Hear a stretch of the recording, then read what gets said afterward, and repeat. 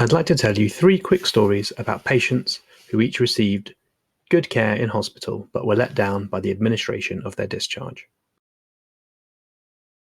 Frances is 85 years old and was checked out at the hospital after having some chest pain. Thankfully, it wasn't anything serious, and so she was discharged home. She couldn't make her own way home, and so a taxi on the hospital account was organised for her. When she got home and the taxi had driven off, it was only then that she realised that she didn't have her front door key or her mobile phone. What's more, her friends and family were also unaware that she was being sent home, and there was nobody around to help let her in.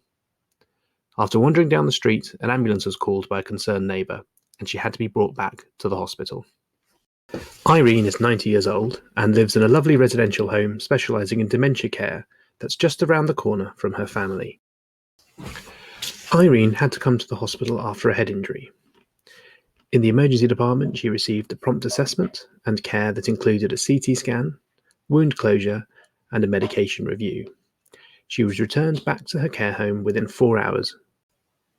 When she got home, Irene was unable to recall what had happened at the hospital. The care home workers saw she had some staples in her head wound, but didn't know when or how to take them out. They weren't sure if she was supposed to continue her blood thinners or not, and they no longer had a copy of Iris's DNA CPR purple form that they had sent to hospital with her. This required several phone calls to the hospital, the emergency department, and GP to sort out, and ultimately required the use of a courier to return documents and a staple remover to the care home. This is Terry. Terry is fiercely independent and doesn't consider his age a barrier to living life and looking after himself, and he came to the ED after cutting his foot while gardening. Terry came to the emergency department at 8 o'clock in the evening, and at that time there was a 3-hour wait to be seen. He was seen around 11 o'clock in the evening, and after an x-ray and some wound care, he was discharged home with some antibiotics. He told the staff he would make his own way home, but was never asked how. In fact, he had decided that he could walk the 3 miles home from the hospital even though it was nearly 1 a.m. by the time he had left the department. He was picked up by a passing police car 2 miles from the hospital and taken the rest of the way home, when he realised that he'd left before being given his prescription. Although these 3 cases are fictional, they all contain aspects of real stories. As healthcare professionals, we must consider a few extra elements after patients have completed their medical care to ensure the post-discharge organisation is as good as that when we are by the bedside.